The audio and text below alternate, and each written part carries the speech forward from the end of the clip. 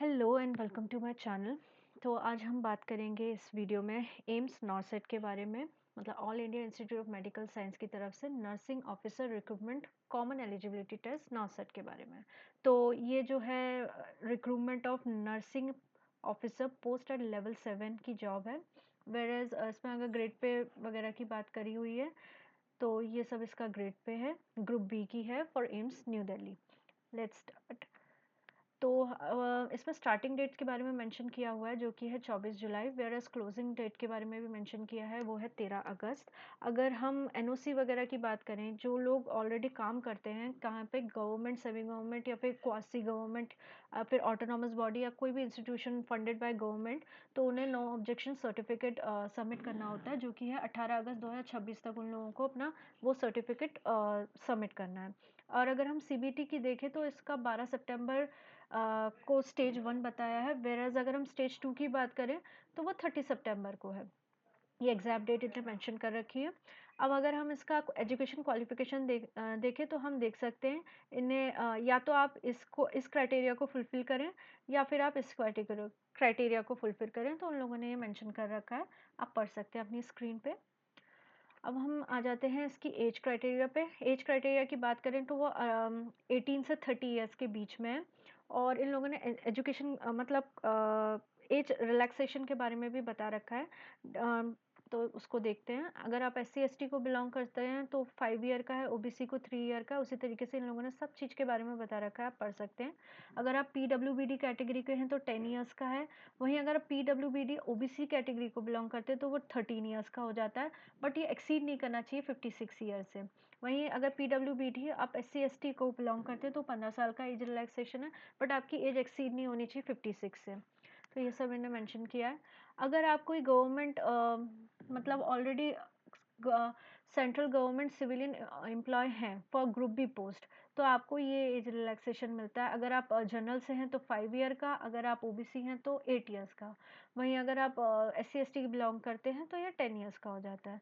उसी के साथ अगर आप एक्स सर्विसमैन हैं तो इसमें अलग से मिल जाता है आपको। अगर आप जनरल कैटेगरी के एक्स सर्विसमैन हैं तो length of the military service जो होगा वो +3 years age on closure date. मतलब आपकी जितनी भी लेंथ ऑफ सर्विस होगी उसके साथ 3 ईयर का प्लस करके वो मिलेगा।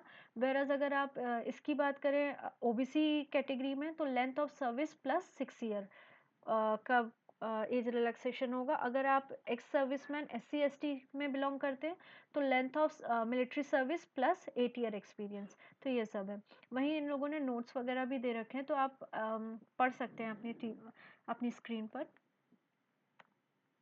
अगर हम इसके एप्लीकेशन फ़ी की बात करें तो वो है आपकी 3000 जो है वो जनरल और ओबीसी कैंडिडेट के लिए, whereas S C S T के लिए है 2400।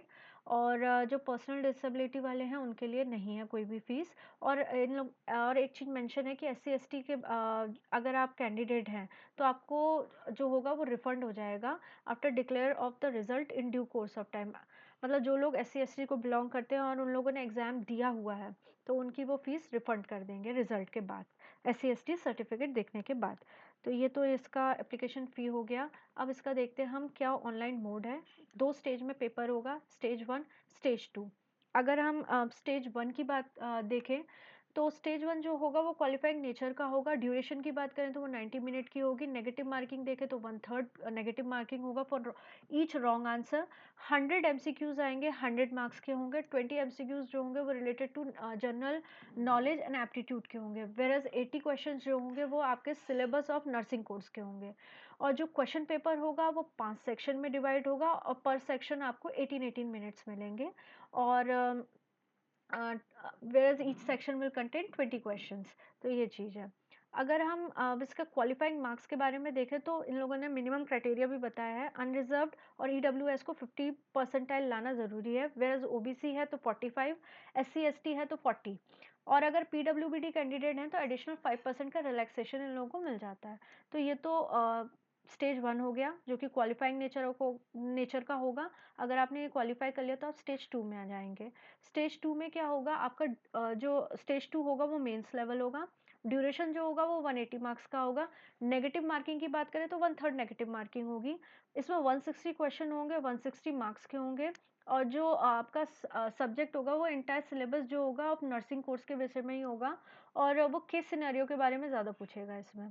और क्वेश्चन पेपर जो होगा वो 4 सेक्शन का होगा। पर सेक्शन आपको 45 मिनट्स मिलेंगे और सेक्शन में 40 क्वेश्चंस आएँगे, पर सेक्शन 40 क्वेश्चन होंगे, 45 मिनट्स ईच। अब इसकी क्वालिफ़िकेशन की बात कर लें तो मिनिमम मार्क्स भी होंगे इसके।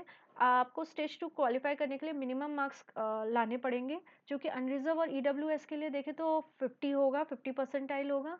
व्हेयरएज़ अगर हम ओबीसी के लिए देखें तो 45 परसेंटाइल होगा।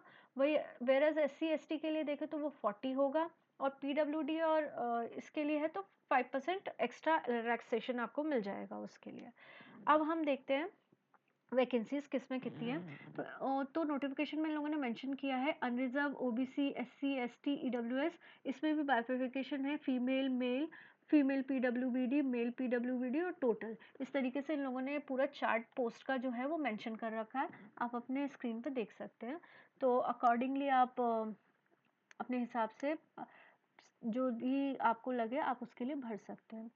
तो यही है इस पूरी नोटिफिकेशन के बारे में। अगर आपको मेरा वीडियो अच्छा लगा हो तो आप शेयर एंड सब्सक्राइब कर सकते हैं, लाइक शेयर कर सकते हैं, सब्सक्राइब कर सकते हैं मेरे चैनल को। और ये मेरा टेलीग्राम है, अगर आप ज्वाइन करना चाहें तो आप मेरे टेलीग्राम चैनल को भी ज्वाइन कर सकते हैं।